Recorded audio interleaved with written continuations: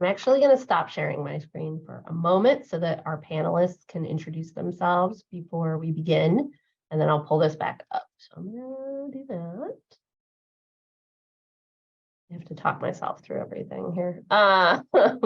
So many things going on. But welcome to those of you who are here for our webinar about RA selection information. We are going to probably have about a half an hour of content, and then we'll have time for a Q&A as well. So for those of you who don't know me, my name is Catherine McDonald, and I am the House Director for Gutman College House. And I will have each of my panelists introduce themselves, starting with Kay, and then Eric, and then Sarah. Thank you, Catherine. Hi, everyone. My name is Kay. I'm the House Director for Du Bois College House, and I use she and they pronouns. Good evening, everyone. I'm Eric Herrera. I'm the Director of Undergraduate Financial Aid and Student Employment. Thanks for joining us. Hey, y'all. Welcome. I'm Sarah. I am a graduate resident assistant in Harrison College House, and I was there last year, so have some experience. Thank you all. And we'll get started here when I reshare my screen. So here I am. All right. So if you have not done so, please use the QR code to sign in. I'll pause for 1 minute if you need to scan it again so that we can have an idea of who will be here. But as you all know, if you're here, this is an information session on how to be an RA or a GRA for the 2023-2024 academic year. We'll go through kind of some basics about the role, and then we'll turn it over to Eric to talk a little bit about the financial aid piece, and then also talk about the timeline for applying. And then Sarah is available to give her perspective as a current RA who has worked here at Penn a couple of years. Like she said, also she's been an RA at another institution, so she has a lot of good perspective there. So hopefully I talked long enough for everyone to scan the code and sign in, and we are going to get going. Hopefully. Here, hold on. There we go. So an RA, what's a RA? What's a GRA? So an RA is a resident advisor, or if you're a graduate student, a graduate resident advisor. They're pretty much the same role. You have the same responsibilities, only one are undergraduate students, and then we also have graduate students. All of the communities have either an RA or a GRA. The first year communities are predominantly undergraduate RAs, and then we have a mix in the four-year houses as well as the upper class houses. We're going to do an overview of the responsibilities of an RA. So some of the basic qualifications as an RA are as follows. So it's important that your academic standing is appropriate for the role. So you need to be a full-time matriculated, confirmed University of Pennsylvania undergraduate or graduate student. You must at least be a sophomore if you are an undergraduate, and then, or by the time you become an RA. So if you're currently a first-year student, you are able to apply and be an RA next year. And then RAs should have a cumulative GPA of 2.5. Leadership is also a big qualification that we look for, or something that you should be thinking about if you're looking to apply. We look for people who display some experience in leadership or have a desire to grow as a leader. We also would like people who have a desire to engage with undergraduate students in a residential environment through caring and helping them. So care and desire to help. And then administration, so demonstrating some organizational skills and the ability to meet expectations efficiently, and having some sort of, good interpersonal and written communication skills, because that's a large part of the position. There's also so we're going to go through some of the benefits of being an RA. So first and foremost, there's a lot of professional benefits, things that you'll get from the position that you can use later in your life. You'll have the ability to develop as a leader particularly connecting with people across campus. You'll work with faculty, you can work with campus partners. There's a lot of opportunity to network. You'll also get training in various skills. So you'll be trained on how to mediate situations and things like that. There's also the professional benefit of my personal favorite, programming and event planning. So creating fun opportunities for people to engage with each other, for you to explore areas that you're interested in and bring some residents along with you.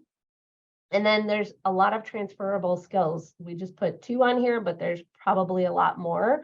Mostly, you know, the experience you get from crisis management. So things that you deal with on duty and learning how to work through complex problems for those things, as well as just critically thinking and problem solving in all facets of the role.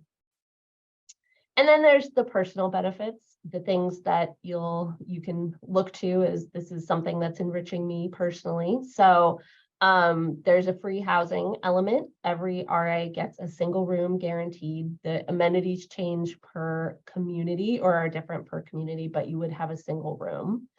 There's something we call the dining community building allocation, which is a small dining plan that's allocated to you so that you can take residents out to eat and build community with the residents you have.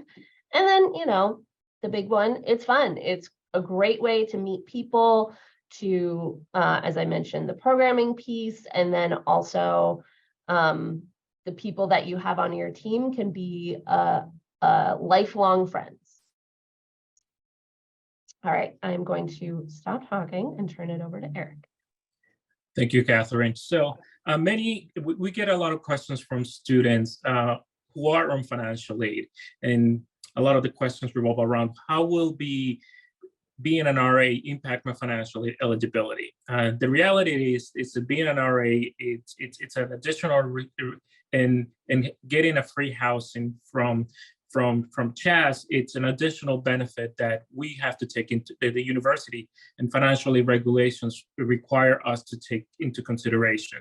So what we do, and I'm going to show you this example and walk you through it. And while every student's financial situation situation is a bit different, this example pretty much covers all students.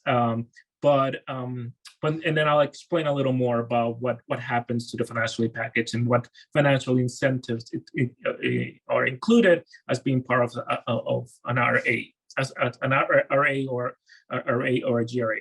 So for those students who are RAs, for example, the cost of attendance that this example is showing you already includes the tuition, fees, housing, dining, books and supplies, transportation, personal expenses. All undergraduate students have all those components on their financial aid budget, and that financial aid budget allows the institution to determine how much your financial aid eligibility is going to be. As you can see, it includes a housing component and a dining component of it. So what we do once we find out from CHAS that you are going to be an RA, what we do, we make adjustments to your budget. Basically, we take the total budget, $85,738. We subtract the housing allowance of $11,754, and now it gives you a new financial aid budget. And that budget will be $73,984. For the sake of this example, we're using a student and parental contribution of $5,500, but that varies from student to student. Obviously, once you submit all your financial aid documentation, our office does a very extensive and holistic financial needs analysis, and we determine what is the parental and the student contribution it's going to be. So that could range from zero, but it could go also up to $85,738 for those who will be on financial aid. So it all depends from student to student. But for this example, we'll use $5,500. We subtract that from the total budget, and that gives us a financial need of $68,484. Penn, we are very happy that we have a very robust and financial aid program, and we are able to provide 100% of the demonstrated financial need for each student on financial aid. That's not the case in most institutions, but we are very fortunate that we do have the resources to provide 100% of that financial need. While we cannot make any adjustments to the parent and the student contribution, whether you are an RA or not, it will still be the same. There are some financial incentives that you will still have if you become an RA. For example, every financial aid package includes a work-study component that usually ranges from $2,500 to $4,000.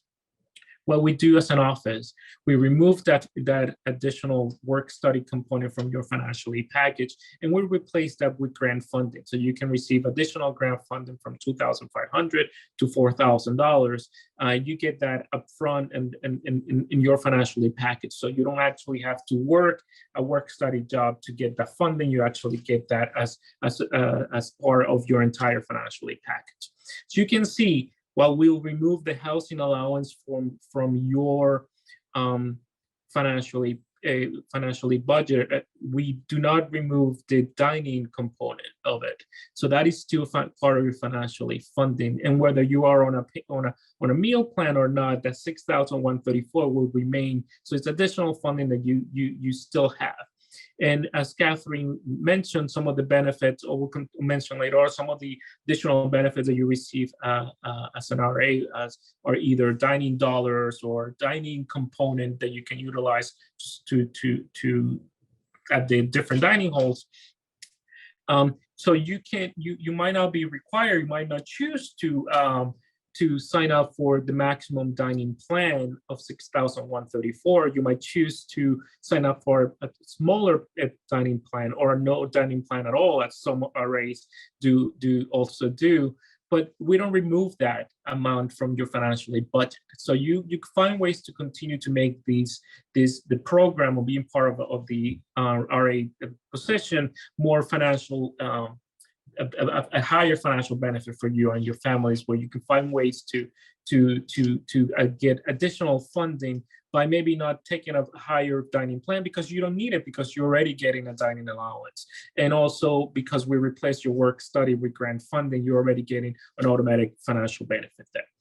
What I usually ask students, even though this example seems simple enough, every student's financial aid package is different. Every student's financial situation is different. So we always recommend that that you visit our student financial aid services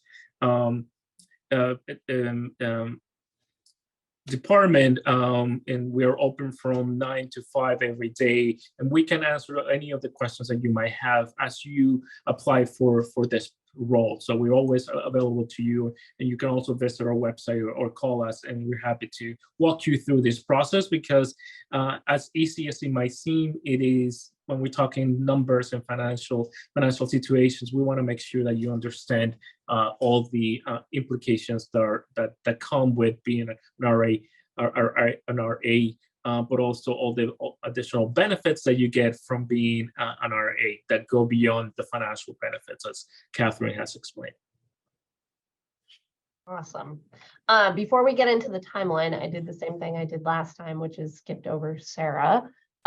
Sarah, can you add a little bit talking about the benefits that Eric mentioned, just from your perspective as a current RA and what you've experienced? How would you describe the benefits for you? Do you want me to describe financial aid benefits, or like back to previous? Okay, cool. So personally, I always share that, as Catherine mentioned before, like, this position comes with so much learning, so many new skills, so much personal growth for me. And I would say some really important pieces are the team efforts that you get to participate in, so whether that's programming or just getting to connect with those people every week, and bringing situations to them and just getting new perspectives. And I think, like, it redefined my thoughts on what a leader is. I think originally when I came into residence life, I had a very traditional sense of what a leader would be. And then I started leading a floor of 30 plus people, and I needed to be a quiet listener and really, like, understand what people are going through. And that's kind of a different type of leadership than I was used to. And they really look up to you, and it's a really proud role. So some things I look forward to. Also, this position is just so much fun. I've done it for almost 5 years now, and I love it. And I'm still going. So yeah, and as they mentioned, the housing and meal plan and everything is just another way to connect with people you're closest to and your teammates. So yeah. Perfect. All right, I'm gonna jump back forward to our timeline, and Kay will be taking that over. Let me know when you want me to change the slide. Beautiful. Thank you so much, Catherine. And also, friends, feel free to continue to put your questions in the Q&A. We're going to get back to them once we complete the presentation. So I get the joy of going through the application process and timeline. So at the bottom of the slide here, you can see the application website is located on collegehouses.upenn.edu/join. So in that URL on that web page, you're going to have a complete timeline, including deadlines on when everything is due for the application. The priority deadline for undergraduate students to complete their entire application is February 17th. For the graduate students, for them to complete their entire application, they'll have until April 3rd. So undergraduates, their priority deadline is 17th, and graduate students, their priority deadline is the 3rd. A complete application includes the online application, which is located on the application webpage on the College Houses website. So you'll just complete that form. And then next, you'll have to submit a cover letter, which tells us a little bit about yourself and why you want to be an RA. Next, you're going to submit a resume, just a standard resume that you write about your accomplishments and what you have done so far when it comes to volunteer work and also within Penn and beyond Penn. You'll submit one reference, which is an online form that that the person doing your reference must complete.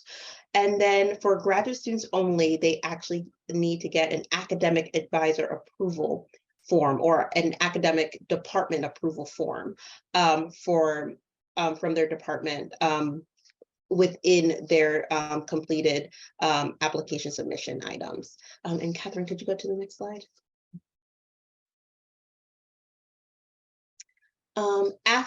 For undergraduate students, after February 17th, you'll have your interview days, which last from February 17th through March 6th. So during that time, House directors take a look at undergraduate prospective RAs applications, and they decide who they would like to talk to learn more about. So you could have one interview with one House director, or you could have 10 interviews with 10 House directors.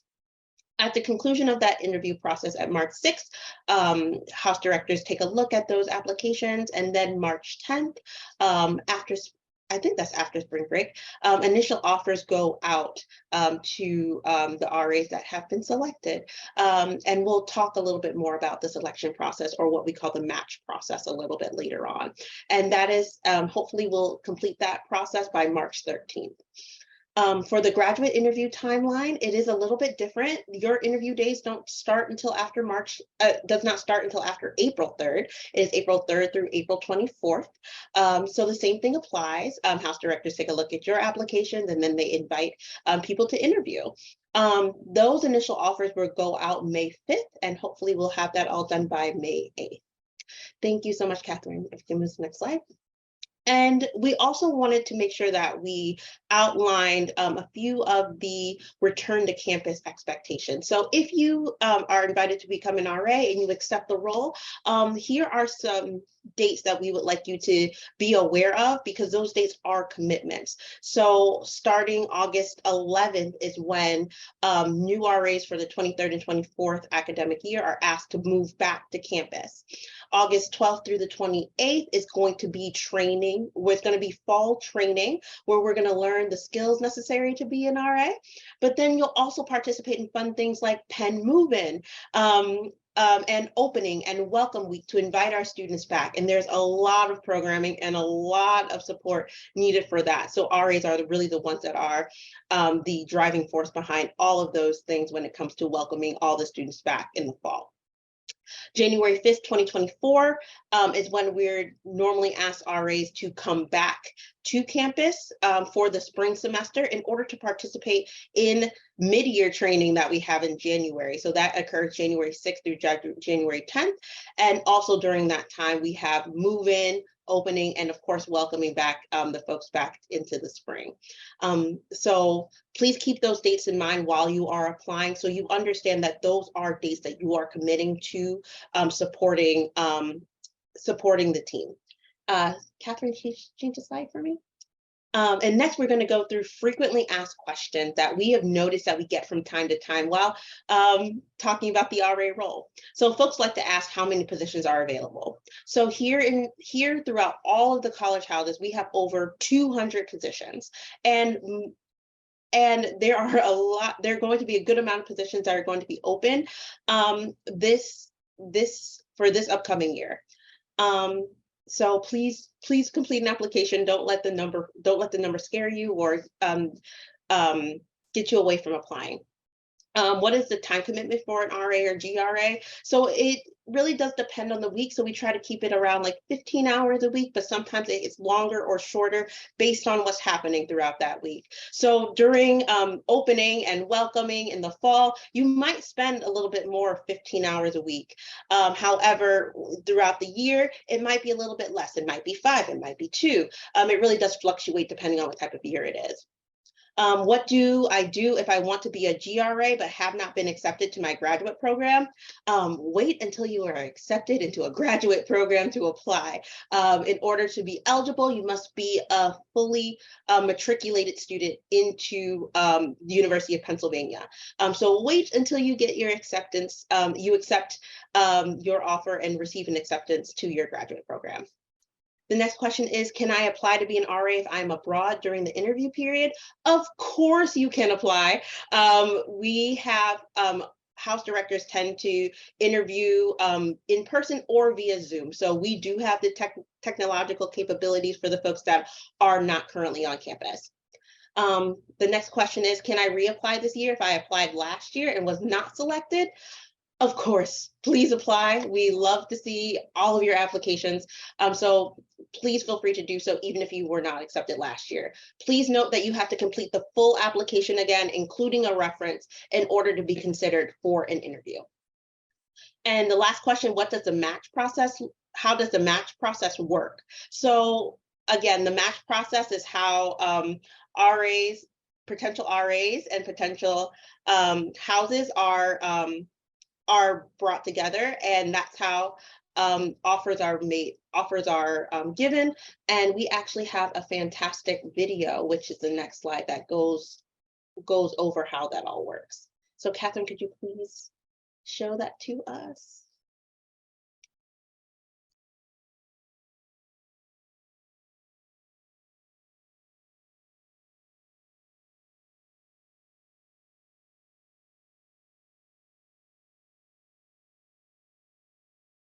College houses and academic services, or CHAS for short, uses a computerized mathematical algorithm similar to the Gale-Shapley algorithm to place RA students into the houses. We use it to match students to their most preferred houses. The algorithm is student proposing, meaning it initiates placement of a student into a house based on the choices made on the student's rank order list. Student A submitted a rank order list of 3 college houses: Harnwell College House, Roden College House, and Harrison College House. College houses also submit rank order lists. Harnwell ranks students in the following order: student B, number 1, student A, number 2, and student C, number 3. Each house runs their interview processes their own way, so a group process may or may not count as an interview for the match process. Students can only rank houses with whom they have interviewed. When prompted to complete the rankings, The student will only have the option to rank houses who have indicated they interviewed that student. Let's run a match to see how it works. 5 students: Gus, Jordan, Connor, Jazzy, and Emma, and 3 college houses: Harnwell College House, Ware College House, and Lauder College House have all submitted rank order lists. Each of the college houses has 2 openings. Starting with Gus, we see he only ranked Ware. Because the algorithm is student proposing, it will attempt to match Gus to Ware. Ware has ranked Gus second. And because there are no other tentative matches for Ware, Gus is tentatively matched to Ware. Matches are considered tentative because a student who was matched to a house at one point in the matching process may be removed from the house later to make space for a student ranked higher by the house. Jordan also ranked Ware first, and the algorithm attempts to match her there. Ware ranked Jordan third. Because Ware has 1 opening left, Jordan has tentatively matched to Ware.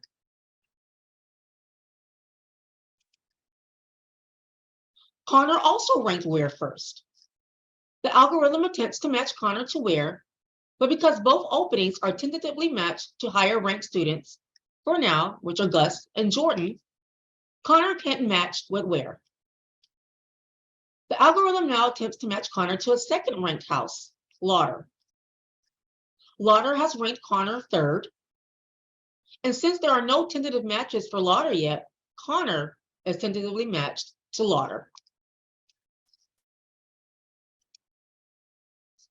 Jazzy ranked Harnwell first. But Harnwell didn't rank Jazzy, so she can't match there. The algorithm moves her to her second rank, Ware. Ware has ranked Jazzy, but since Ware already has its 2 positions filled for now with Gus and Jordan, which are the other preferred students, she cannot match with Ware. The algorithm attempts to match Jazzy to her third ranked, Lauder, which still has 1 unfilled position, so Jazzy tentatively matches with Lauder. Finally, the algorithm attempts to match Emma. Emma has ranked Ware first, and Ware has ranked Emma first. Emma receives a confirmed match so she is the student most preferred by Ware. There is no chance she will be displaced later in the process. However, since Ware only has 2 openings, a student must be removed from Ware to make room for Emma. That student is Jordan, since she is the least preferred student on Ware's rank order list. The algorithm will now attempt to match Jordan to her second ranked, Harnwell. Harnwell hasn't ranked Jordan, so she does not match to any house. The process is now complete, and the match is final. All students except for Jordan have matched their most preferred choices possible. Although all of Jordan's choices have been attempted, she didn't match in Ware because Gus and Emma were ranked higher by Ware. And she couldn't match with Harnwell because Harnwell did not rank her at all. Ware and Lauder filled all of their positions, but Harnwell is left with both positions unfilled. Harnwell did not use the match to its advantage because it submitted a short rank order list. Connor, Jazzy, and Emma used the match to their advantage by ranking all acceptable houses at which they interviewed in their preferred order to maximize their chances of winning. Gus took a real risk by only ranking Ware. Data shows that students with short order lists have a higher likelihood of being unmatched. Once the match is complete, the matched students will get 1 offer from their matched house. Students that do not match will be invited to keep their application active should future openings occur. We hope this video has given you all the details you need for a successful student match.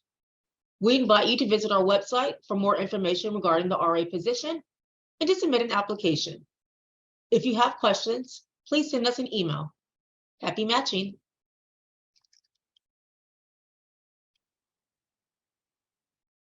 All right. Okay. College houses. No, stop. Sorry. That's everybody. All right. We have been getting trying to answer stuff that's coming in on the Q&A. So, are there any things, Kay, that pop out that are kind of some repeat questions that you've noticed?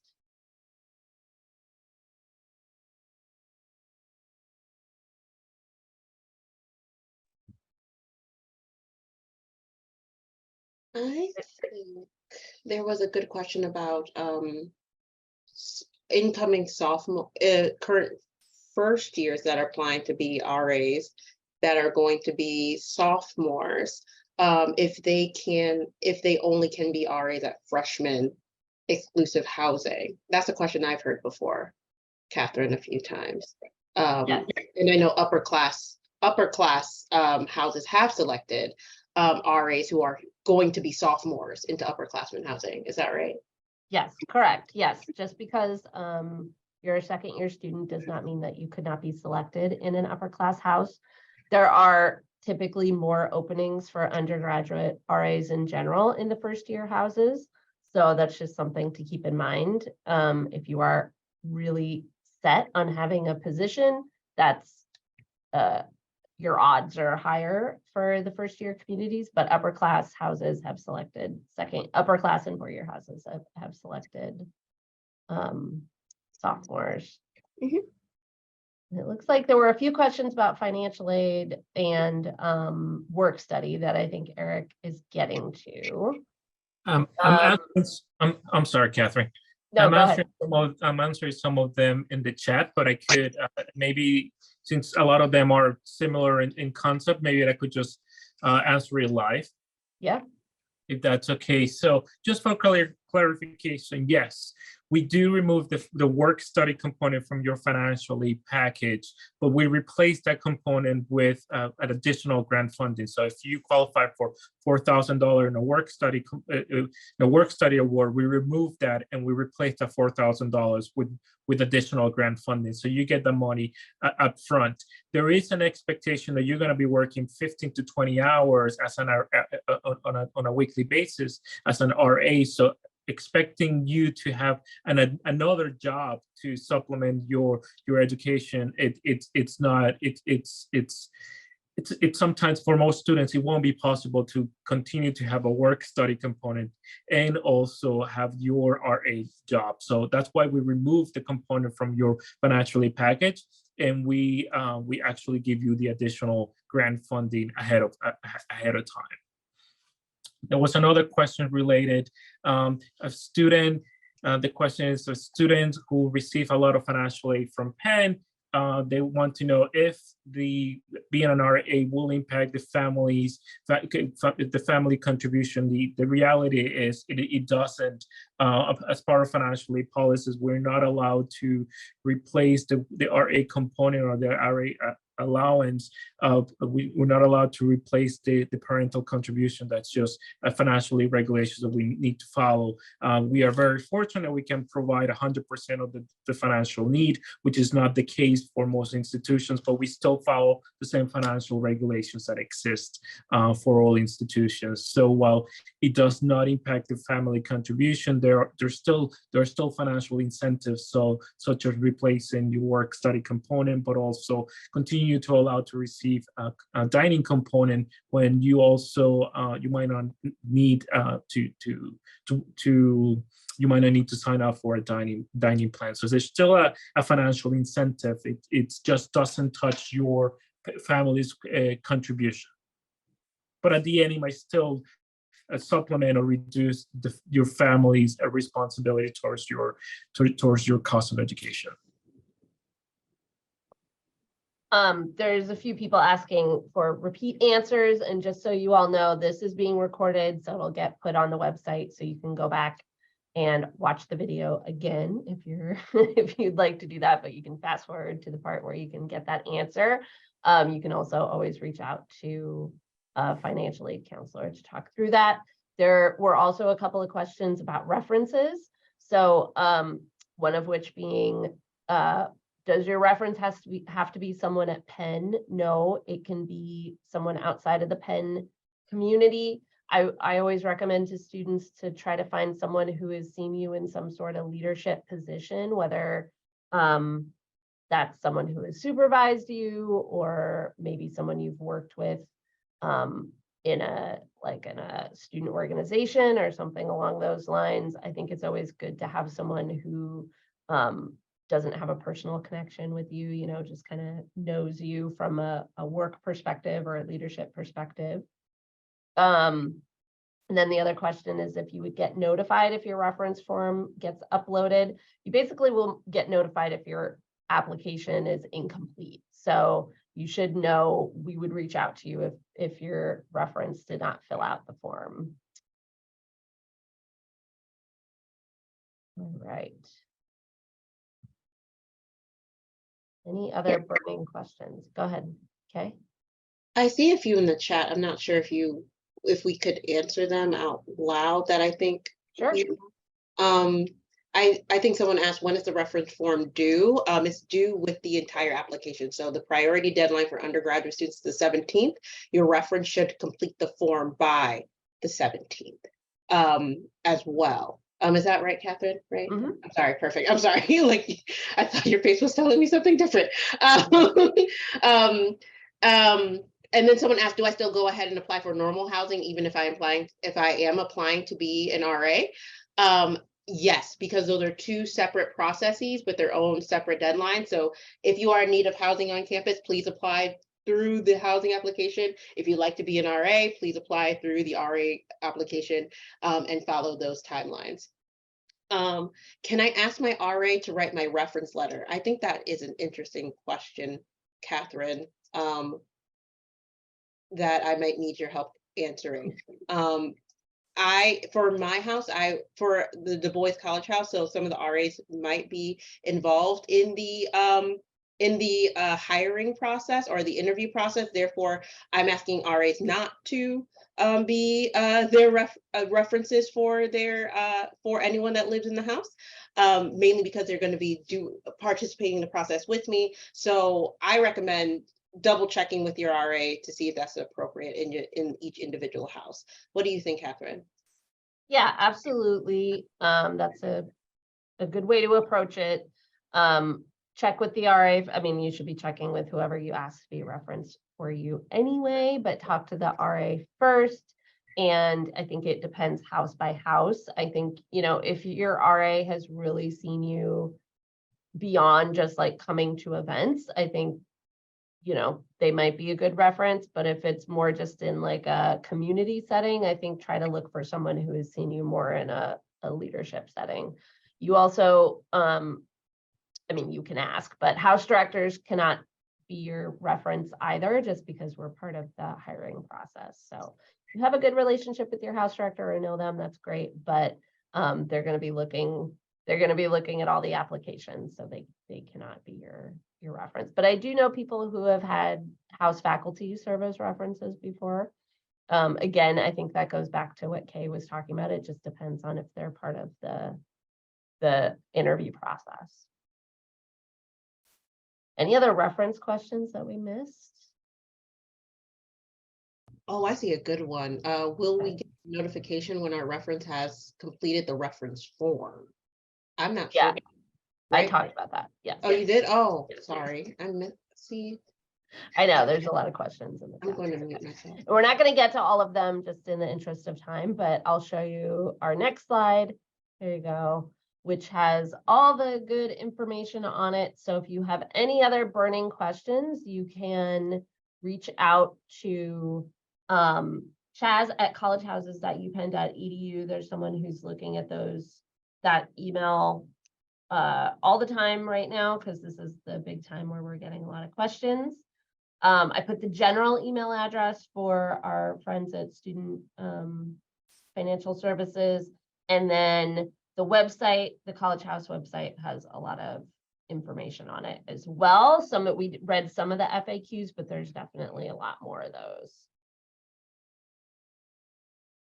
Right. You can also come if you're interested. We're doing another 2 info sessions. It would be the same content, but you can talk to us in person if your question didn't get answered and you want to ask some more questions.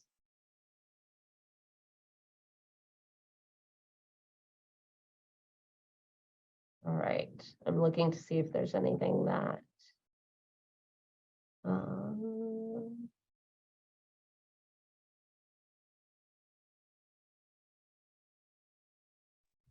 I think we got to a lot of them. Ooh. I don't know what happened there. All right. Well, we will say good night, since I think the PowerPoint has told me that we have to stop. And we will, like I said, direct you to that website and the email address, and feel free. I'm happy to also answer questions. You all can find me on the Gutman website if you want to send some my way. Great. Thank you all for your time. All right. Good night.